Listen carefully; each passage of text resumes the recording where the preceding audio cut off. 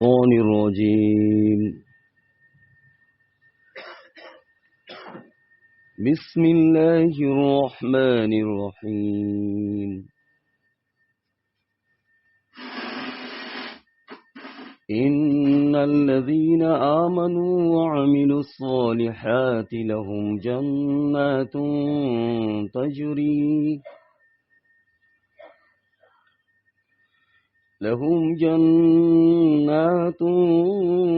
تجري من تحتها الأنهار، ذلك الفوز الكبير. إن بطش ربك لشديد، إنه هو يبدئ ويعيد، وهو الغفور الودود ذو العرش المجيد،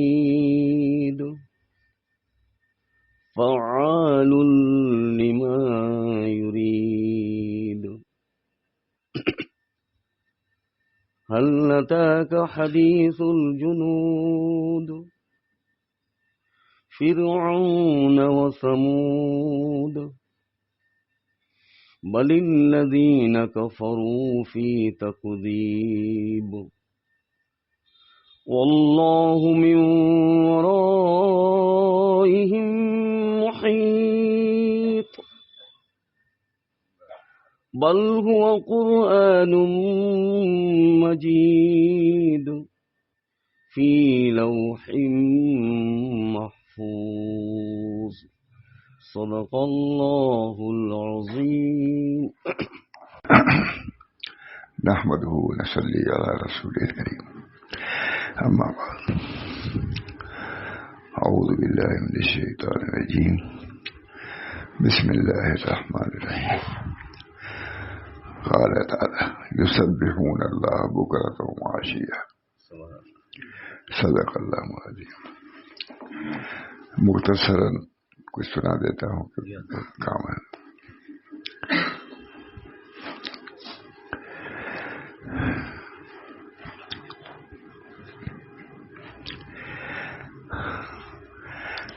اس وقت بہت زیادہ شادی بیاہ کا دور ہے، تو اللہ تعالیٰ نے بھی وہاں کے جو خوشی کے مقامات ہیں، چیزیں ہیں، اس کو بیان فرمایا ہے. تو اب نکال تو یہی نکل گئے تھے. سنا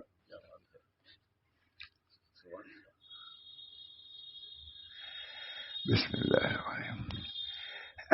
ساری تزکیہ نفس کی محنت کا خلاصہ یہی ہے.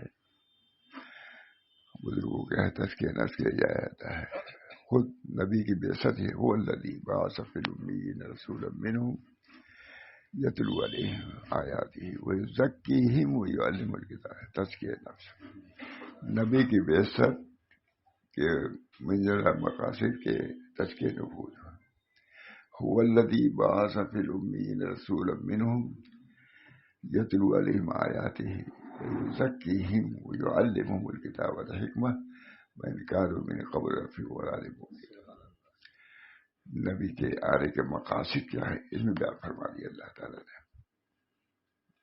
اس کے علاوہ اور مقصد نہیں. هو الذی بعث فی الامیین رسولا منہم یتلو علیہم آیاتہ ویزکیہم ویعلمہم الکتاب والحکمہ وإن كانوا من قبل لفی ضلال مبین. نبی کی بعثت کے یہ مقاصد ہیں. ان مقاصد کو ہر امتی کو اور خصوصاً ہر عالم کو تو پیش نظر رکھنا ہی چاہیے. کیا کر رہے ہو، کہاں جا رہے ہو، اپنے کرنے کا بولنے کا کوئی مقصد متعین. مقصد یہی ہے. هو الذی بعث فی الامیین رسولا منہم یتلو علیہم آیاتہ ویزکیہم ویعلمہم الکتاب والحکمہ وإن كانوا من قبل لفی ضلال مبین. یہ مقصد ہے آنے کا. جب نبی کے آنے کا مقصد یہ ہے تو پھر ہم لوگ اس مقصد سے ہٹیں گے تو نبی کے طریقے پر آ جائیں گے. اس بنا پر چیزوں کا استحضار بہت ضروری ہے. شاید رسمی چیزوں کو لے کر کے سمجھیں کہ ہم کافی کام کریں. اس کے تحت ہم کو کام کرنا ہے. هو الذی بعث فی الامین رسولا منهم یتلو علیہم آیاتہ ویزکیہم ویعلمہم الکتاب والحکمہ وإن كانوا من قبل لفی ضلال مبین. بعد اسی قسم کی آیت ہے, اس میں یعلمہم فرمایا پہلے, اور اس میں یزکیہم پہلے گیا.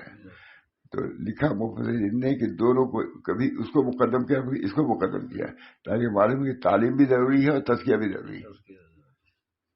هو الذی بعث فی الامین رسولا منهم یتلو علیہم آیاتہ ویزکیہم پہلے آ گیا, اب بعد یعلمہم پہلے. بہرحال اللہ تعالی ہم سب لوگوں کو جو مقصد ہے یہاں آنے کا اس کو پیش نظر رکھنے کی توفیق عطا.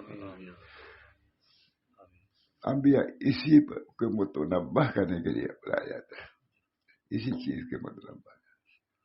اللہ تعالی ہم سب کو توفیق منبہ. ہمارے حضرت مابرہ سب آتے تھے, اس قسم کی باتیں بہت زیادہ ہوتی ہیں. تذکیہ کسی لیے آئے ہو, کس لیے بھیجے گئے ہو, کیا مقصد ہے. اللہ تعالی ہم سب لوگوں کو جن مقاصد کے تحت ہم کو اس دنیا میں بھیجا گیا ہے اس کے مطابق چلنے کی توفیق رحمت فرمائے.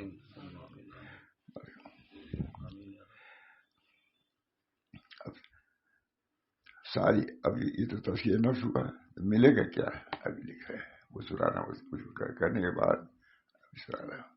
اب وہی کوٹا یہ نکل آیا, ایمان کے باغات خالد سیف اللہ, وہی ان کی کتاب ہے. ساری تزکیہ نفس کی محنت کا خلاصہ یہی ہے کہ انسان کے اندر سے مجاہدہ اور محنت کے راستہ توبہ استغفار کے دروازے سے توفیق ربانی کی برکت و تعاون سے یہ اوصاف زمین میں نکل جائے. بس اتنا پڑھنا لکھنا تزکیہ ذکر شکل آپ سب چیز کے لیے ساری تزکیہ نفس کی محنت کا خلاصہ یہی ہے کہ انسان کے اندر سے مجاہدہ اور محنت کے راستہ توبہ و استغفار کے دروازے سے توفیق ربانی کی برکت و تعاون سے یہ اوصاف ذمیمہ نکل جائے اور مزکہ و مجلہ ہو جائے دل, اور آخرت میں متقین میں شامل ہو جائے. سب دوڑ دھوپ کا مقصد ہے.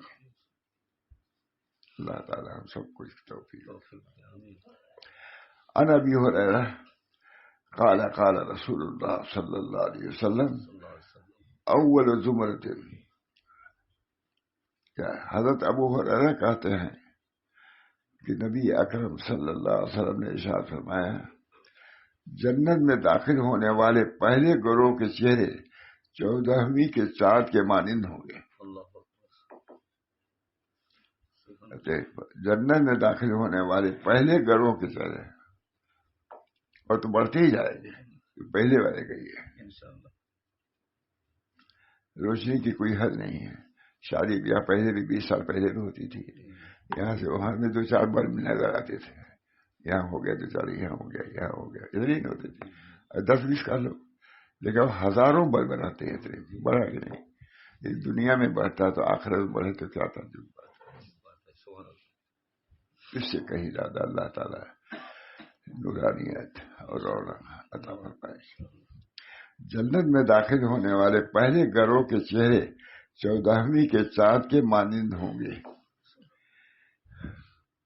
وہ لوگ نہ تھوکیں گے نہ ناک سیکھیں گے, صاف جنتی ہوں گے, پاک صاف,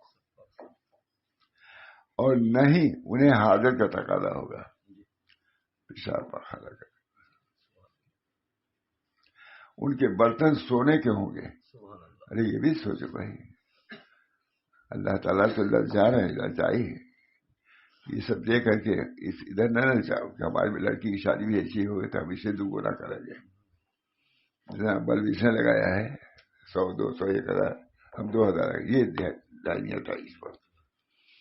اس میں بھی گویا کہ یہ تو شادی شہر ہی ہو گیا ہے. ہمارے مدرسے سے لے کر کے یہاں تک گھر تک یہ شادی گھر ہے, شادی شہر ہے.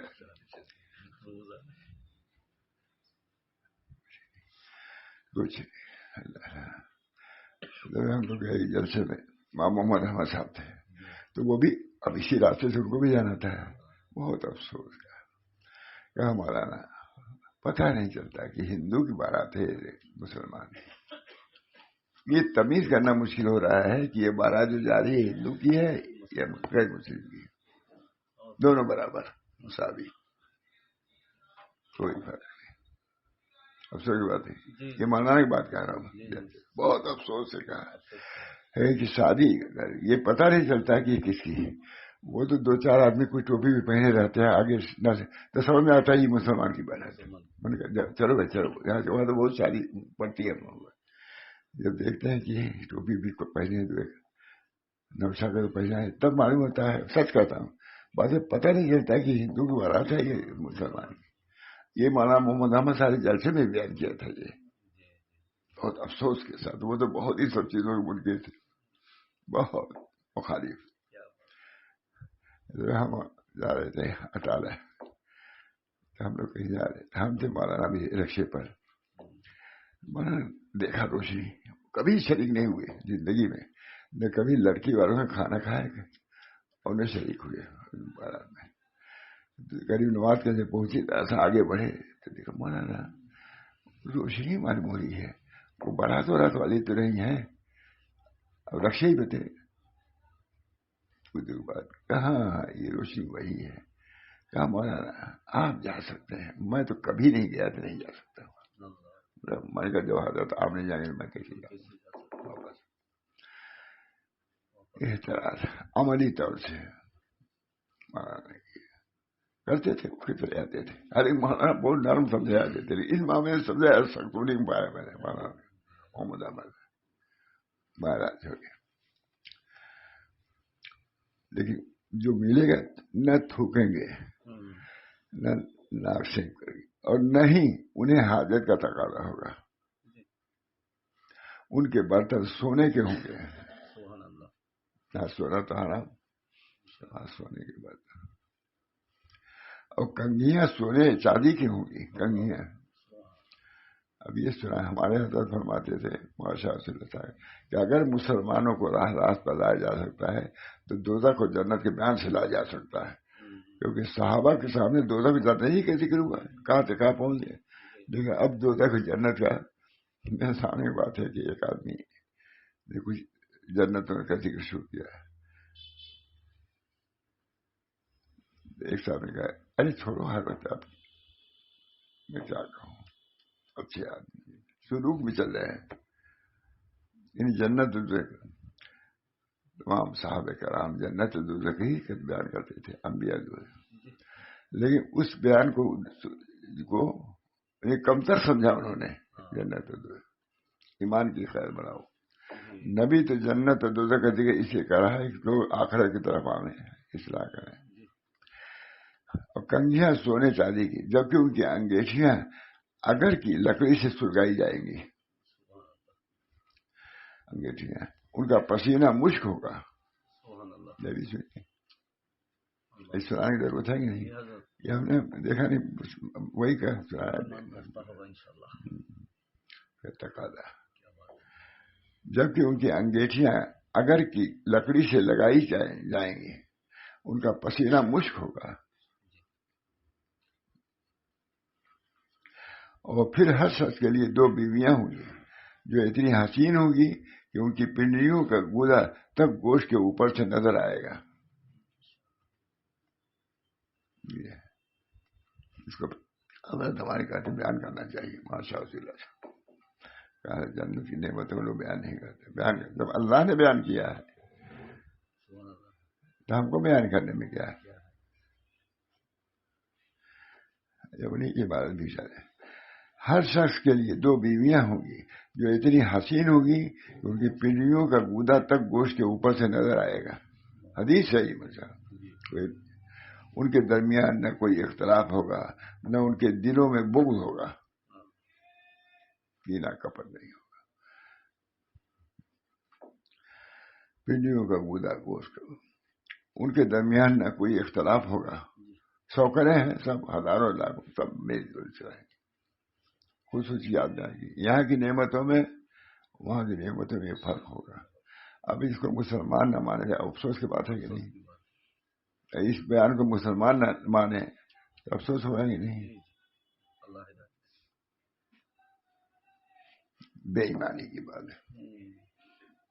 فرماتے اس زمانے میں مسلمانوں کو لایا جاتا تھا جنت اور دوزخ کے ذکر سے، وہ ذکر سنتے ہی نہیں.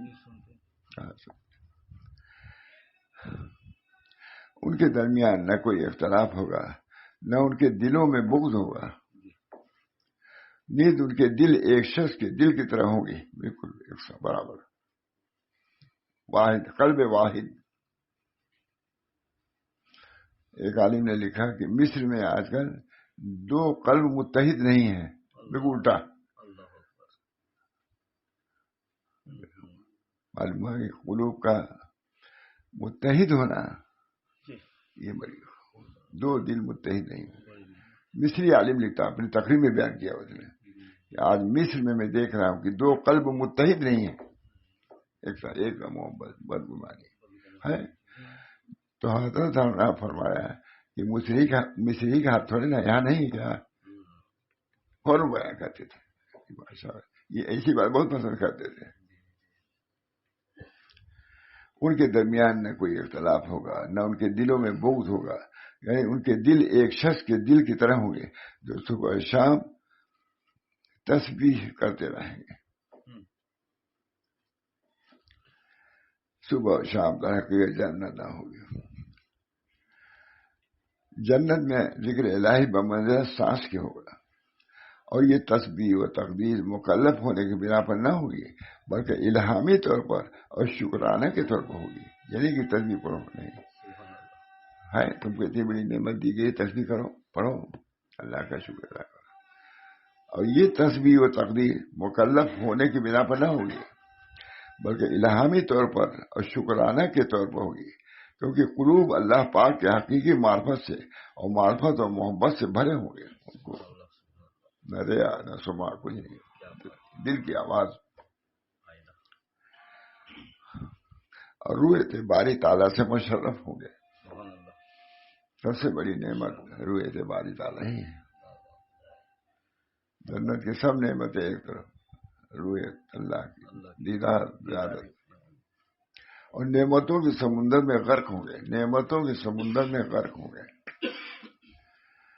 اس قدر مسرت و خوشی و شادمانی کا عالم ہوگا کہ ہر سانس تسبیح و تقدیس اللہ شانہ کے ساتھ نکلے گا. چنانچہ ایک روایت میں ہے کہ حضرت جابر سے روایت ہے کہ جناب رسول اللہ صلی اللہ علیہ وسلم نے ارشاد فرمایا، جنتی جنت میں کھائیں پیئیں گے.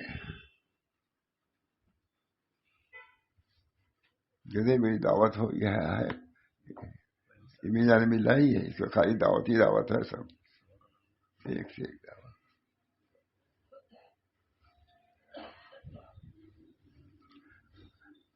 جنتی جنت میں کھائیں پیئیں گے مگر نہ وہ تھوکیں گے اور نہ پیشاب و پخانہ کریں گے. یہ اللہ بیان کر رہا تو سننا چاہیے نہیں، اس بار ایمان لانا چاہیے نہیں. نہیں، اور نہ ان کے ناک بہے گی. صحابہ کرام نے سوال کیا کھانے کا کیا بنے گا؟ آپ نے ارشاد فرمایا کہ فقط ڈکار آئے گی اور پسینہ بہے گا. جو خوشبو میں کستوری کے مانند ہوگا ان کو تسبیح و حمد القا کی جائے گی، جیسا کہ تمہاری سانس جاری رہتا ہے ویسی تسبیح. اب یہاں کہتے ہیں ایجاد کریں، یہ سب ایجاد کر لیں گے کیا؟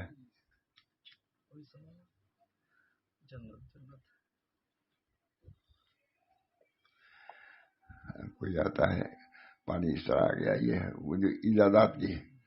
میں کہا وہاں کی ایجادات دیکھو کیا.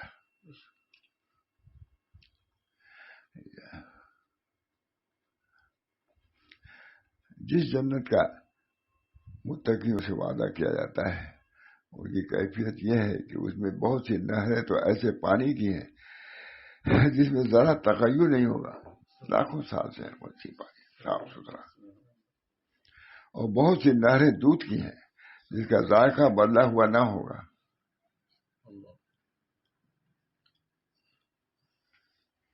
اور بہت سی نہریں دودھ کی ہیں جن کا ذائقہ بدلا ہوا نہ ہوگا.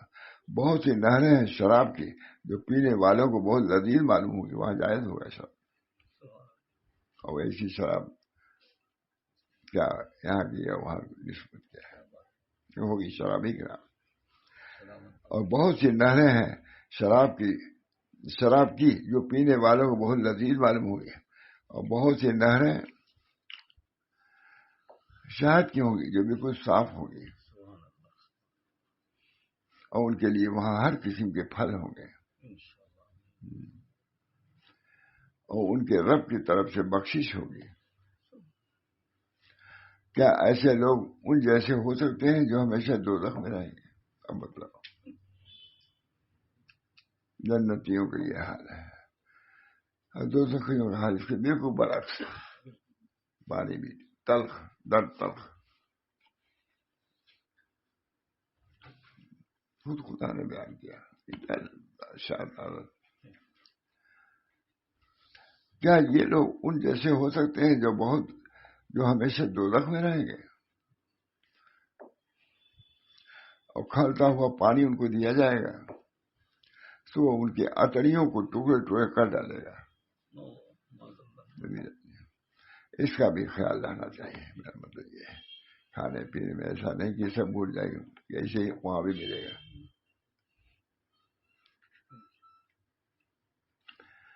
حضرت عبادہ بن صامت نے رسول اللہ صلی اللہ علیہ وسلم سے نقل کیا ہے جنت میں 100 درجے ہیں، ہر 2 درجوں کے درمیان اتنا فاصلہ ہے جیسا کہ آسمان اور زمین کے درمیان فاصلہ ہے.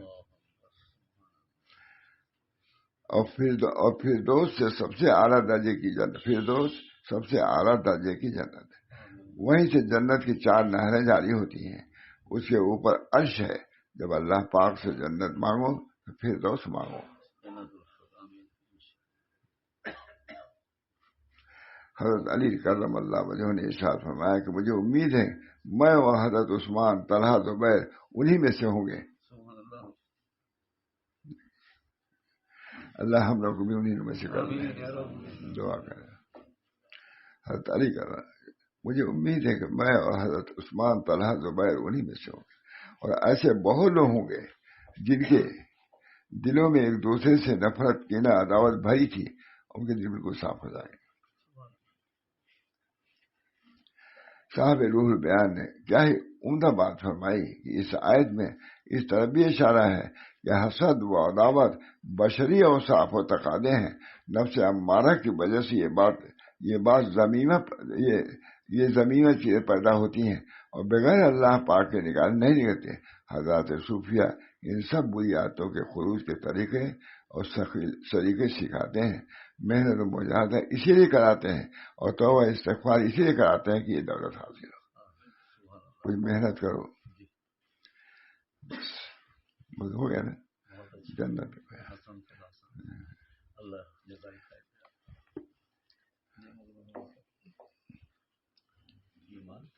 ہاں جی. ٹھیک ہے، اگر مسلمانوں کو راستے پر لایا جا سکتا ہے تو جنت و دوزخ کے ذکر سے علماء کے سامنے معاشرہ بیان ہی کرتے رہتے تھے. جنت و دوزخ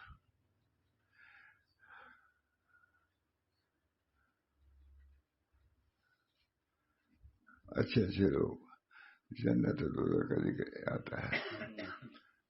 دوسرا مضمون بیان کرو. جب اللہ نے بار بار اس کو بیان کیا تم کیسے کر سکتے ہو یہ نہ بیان کرو دوسرا مضمون بیان کرو؟ یہ سب بے ایمانی کی باتیں بھی ہیں. جنت کا شوق اور دوزخ کا خوف یہ ایمانیات میں سے ہے. اللہ ہم سب کو طریق کو سمجھنے کی بھی توفیق ہے. لگے ہوئے ہیں لیکن عقیدہ غلط رکھتے ہیں. قرآن میں طریق نہیں، قرآن سے جنت نہیں پہنچیں گے، تلاوت سے نہیں پہنچیں گے، ایسے طریقاتوں سے پہنچ جاؤ گے کیا؟ کچھ نہیں. اللہ تعالیٰ ہم سب کو توفیق دے. چونکہ شادی بیاہ بہت کھانے پینے کا ذکر ہے،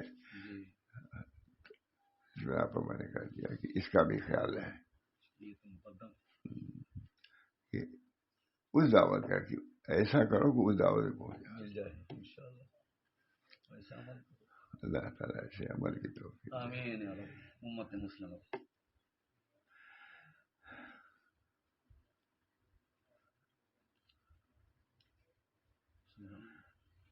پھر ہمارے اکابر بھی سر محمد احمد صاحب کبھی نہیں کھایا ہوگا، کبھی کھانا ادھر میں زیادہ تھا، ایک طرف میں بھی تھا، ہمارا ایک ہی رکشے میں تھے، تو وہیں دور سے دیکھا اٹالے کی طرف کی روشنی ہے، کیا مولانا جہاں ہم لوگ جا رہے ہیں اسی کی روشنی نہیں ہے؟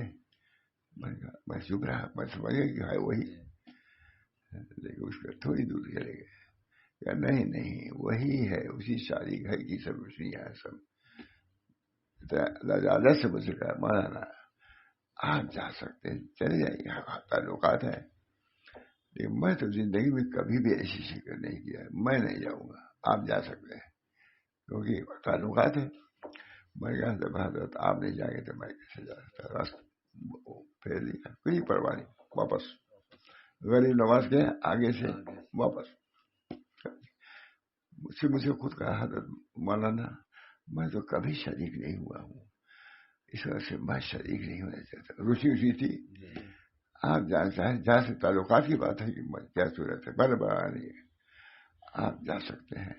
اور رکشے سے اترنے لگے میرا خیر مولانا، کہا چلے، میں نے کہا آپ نہیں جائیں گے میں کیسے جا سکتا۔ بہرحال اس میں ان چیزوں کو بھی یاد رکھنا چاہیے کہ نہیں کوئی مومن اپنے رب سے غافل نہیں ہو سکتا، اور جنت کے شوق دوزخ کے خوف سے خالی نہیں ہونا چاہیے۔ جنت کا شوق یہ ایمانیات میں سے ہے، دوزخ شوق یہ ایمانیات میں سے ہے۔ اللہ ہم سب کو توفیق دے، وآخر دعوانا الحمدللہ رب العالمین۔ اللہ تعالیٰ دین حق پر قائم دائم رکھے اور اس میں اعتدال پر رکھے۔ شادی بیاہ میں کچھ وسعت ضرور ہے مگر حد سے تجاوز نہیں کرنا چاہیے۔ ربنا تقبل منا